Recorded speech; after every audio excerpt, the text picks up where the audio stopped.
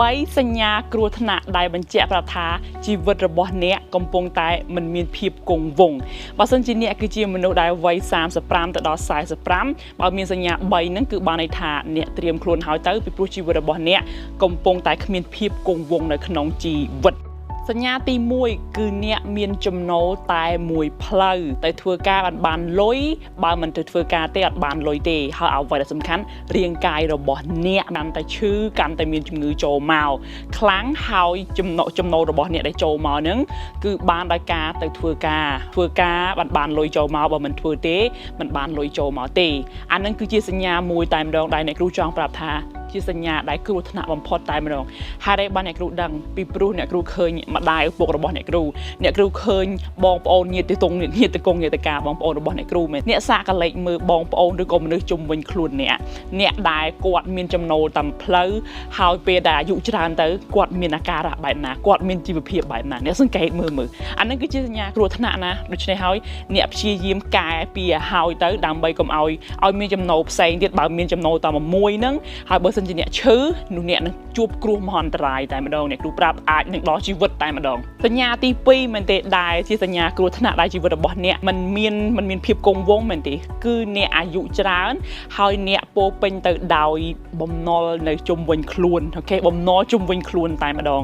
លុយគឺបានន័យថាចំណូលរបស់អ្នកចូលតិចប៉ុន្តែចំណាយវាច្រើនលើកឧទាហរណ៍ថាកាន់តែអាយុច្រើនកាន់តែឡើងតំណែងអ្នកកាន់តែទិញរបស់ចូលមកទិញអីដុល្លារទៅដូរផ្ទះទៅដូរខោអាវទៅដូររបស់ប្រើប្រាស់ទៅរបស់ទាំងអស់នោះអ្នកគ្រូចង់ប្រាប់ថា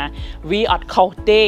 បើសិនជាអ្នកមាន passive income ចូលមកដោយពេលដែលអ្នកដេកក៏លុយចូលមកតែបើសិនជាអ្នកកំពុងតែធ្វើការហើយអ្នកយកលុយនឹងទៅទិញរបស់នឹងចូលមកអានឹងគឺខុសពេញតែម្ដងព្រោះអីរបស់ទាំងអស់នោះវាគឺជាបំណុលដែលអ្នកត្រូវទៅធ្វើការដោះវារាល់ថ្ងៃរាល់ខែអញ្ចឹងហើយបានអ្នកតែឆ្ងល់ខ្លួនឯងមែនទេកាន់តែឡើងប្រាក់ខែកាន់តែមានចំណូលចូលមកហេតុអីបានកាន់តែមានចំណាយកាន់តែច្រើនកាន់តែធ្វើការកាន់តែលុយហ្នឹងគឺមិនឃើញលុយនៅសល់ហេតុអីទៅព្រោះអ្នកដូររហូតអ្នកដូរផ្ទះអ្នកដូរឡានអ្នកដូរម៉ូតូអ្នកដូរទូរស័ព្ទអ្នកដូរកាបូបអ្នកដូរខោអាវហើយអ្នកបានលុយសុទ្ធឯណាទៅទិញដូចផ្ទះហ្នឹងมันប្រដាក់គេมันចងលុយធនាគារដូចម៉ូតូมันចងលុយធនាគាររបស់របរប្រើប្រាស់ brand name มันទៅចងគេយកមកឬក៏มันទៅបង់ខែហើយអ្នកมันបង់កាយគេដែរអញ្ចឹងហើយវាធ្វើឲ្យអ្នកកាន់តែមានបញ្ហារឿងលុយកាន់តែពិបាកនៃរឿងលុយកាន់អាយុច្រើនកាន់តែមិនមានលុយសល់ព្រោះតែអ្នកមានតែចំណាយពេញខ្លួនបែបហ្នឹងឯងដូច្នេះអានឹងគឺជាគ្រោះសញ្ញាមួយទៀតដែលកាន់តែអាយុច្រើនជាសញ្ញាដែលមិនមានភាពគង់វង្សមែនទេព្រោះអ្នកកាន់តែអាយុច្រើនគឺអ្នកកាន់តែប្រមូលទិញរបស់នេះទិញនេះទិញនោះមែនទេអ្នកគ្រូចង់ប្រាប់អ្នកអើយអារបស់ទាំងអស់នោះផ្អាកសិនទៅសំខាន់លើរឿងលុយនៅសល់តម្កល់ខ្លួននេះតម្កល់ខ្លួនអាយុ40ជាងហើយគ្មានលុយនៅក្នុងខ្លួនប្រហែល10,000 20,000អ្នកគិតមើលអ្នករស់ល្មិចហើយពេលដែលអ្នកធ្លាក់ការងារទៅអ្នកធ្វើមិនទៅដូច្នេះអ្នកគិតមើលផ្លូវហ្នឹងណាកុំបំពោកតែរឿងរបស់នេះរបស់នោះទិញឡានទិញអីយកមកដាក់ក្នុងផ្ទះហើយដូរ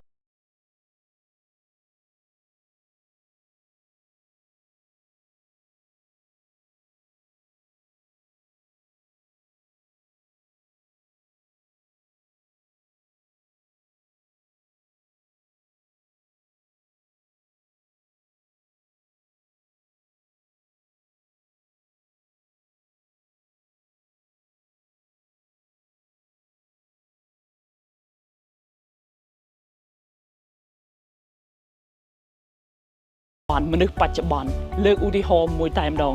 បើសិនជាអ្នកគឺជាផ្នែក account ផ្នែកបញ្ជីអញ្ចឹងមើលក្នុងធនាគារគេជំរុះបុគ្គលិក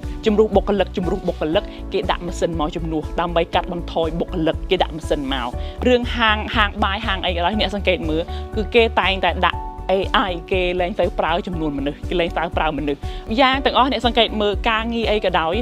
គឺបើសិនជាមិនប្រើខួរក្បាលគិតខ្លាំងទេបើសិនជាការងារនឹង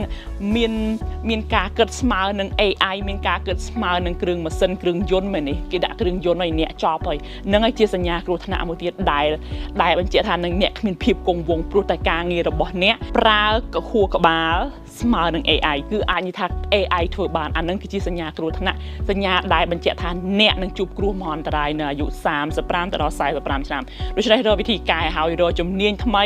រៀនថ្មីរៀនសិក្សាថ្មីដើម្បីបន្ថែមចំណូលដើម្បីបន្ថែមចំណេះការពារកុំឲ្យវាមានអាការៈនឹងកើតឡើងអ្នកគ្រូប្រាប់អ្នកណាអ្នកគ្រូឃើញគ្រួសាររបស់អ្នកគ្រូហើយម៉ែពុករបស់អ្នកគ្រូហើយគឺវេទនាណាស់បើមិនមានកូនចិញ្ចឹមមែនទេអ្នកគ្រូប្រាប់ហើយមិនមានកូនណាឥឡូវហ្នឹងកុំព្រមពឹងថាកូនចិញ្ចឹមអ្នកណាព្រោះកូនរបស់អ្នកបើមិនមែនដូចកូនអ្នកដូចមិនមែនដូចអ្នកគ្រូទេមែនទេមិនប្រឹងរៀនមិនប្រឹងអីរហូតចឹងកូនអ្នកពិបាកដែរគាត់មិនបានទៅចិញ្ចឹមអ្នកទេអញ្ចឹងឲ្យកុំពឹងកូនពឹងខ្លួនឯងទៅស្រួលជាងអ្នកគ្រូក៏មិនពឹងអ្នកណាដែរអ្នកគ្រូពឹងខ្លួនឯងពីព្រោះទោះបីជាអ្នកគ្រូនិងម្ដាយអ្នកគ្រូនឹងជាកូនហើយពេលណាខ្លះទៅអ្នកគ្រូប្រាប់បើសិនជាអ្នកគ្រូកំពុងតែមានបញ្ហានៅក្នុងក្រុមហ៊ុនរបស់អ្នកគ្រូអីចឹងហើយយើងឲ្យទៅខាងគ្រួសារឲ្យក៏មានការអន់ចិត្តមកលើខ្លួនឯងខ្លះដែរអ្នកគ្រូប្រាប់ណានៅពេលដែលយើងឲ្យរហូតឲ្យទាំងអស់យើងនឹងមានអារម្មណ៍ថាហើយបានយើងត្រូវទទួលបន្ទុកនឹងខ្លាំងម្ល៉េះរាល់ពេលខ្លះយើងមានអាការៈបែបហ្នឹងអញ្ចឹងដូច្នេះហើយអ្នកគ្រូប្រាប់លុយរបស់គេមែនទេបើសិនជាថ្ងៃណាមួយគេលែងឲ្យនោះនឹងពិបាកអញ្ចឹងមកអ្នកគ្រូប្រាប់ថាអ្នកឲ្យគេគ្នាចង់ឲ្យប៉ុន្តែអ្នកត្រូវដឹងថានៅពេលដែលឲ្យយូរទៅក៏គ្នាមានអារម្មណ៍ខ្សត់ខ្លួនដែរគ្នាមានអារម្មណ៍ថាហើយបានបន្ទុកនឹងវាធ្ងន់ខ្លាំងម្ល៉េះហើយបានខ្ញុំត្រូវមកបន្ទុកនឹងបែបហ្នឹងអញ្ចឹងតែបើសិនជាអ្នកមានចំណូលចូលមកខ្លួនឯងដែរហើយគេឲ្យថែមទៀតអ្នកកាន់តែមានថែមម្ដងដូច្នេះហើយពឹងលើខ្លួនឯងឈើបានខ្លួនឯងទៅរៀនចំណេះថ្មីក្នុងការមកធ្វើការឲ្យត្រូវទៅនឹងបច្ចុប្បន្នថ្ងៃហ្នឹងគឺមានប៉ុណ្្នឹងឯងដូច្នេះបើសិនជាអ្នកមែនទេចង់តាមដានអ្នកគ្រូអំពីនៃការរឿងជំនាញថ្មីការធ្វើការថ្មីនៅក្នុងអនឡាញដែលសាងលុនលើអនឡាញបានហើយប្រើជំនាញថ្មីក្នុងការទៅដើម្បីតកតុយតកូនតចៅតការរកស៊ីថែមទៀតអ្នកទៅមើលផេកអ្នកគ្រូបានពីព្រោះអ្នកគ្រូបង្រៀនជំនាញថ្មីដែលត្រូវទៅនឹងអនឡាញដែលត្រូវការសាងលុនលើអនឡាញបានជំនាញត្រូវនឹងសម័យអនឡាញនោះសម្រាប់ថ្ងៃនេះគឺមានប៉ុណ្្នឹងទេបើសិនជាអ្នកចង់ដឹងអីអ្នកទៅតាក់ទងអ្នកគ្រូបានក្នុងផេក Melinda.com ឬចូលក្នុង Telegram @melinda19 សម្រាប់ថ្ងៃនេះខ្ញុំ Melinda បាយបាយ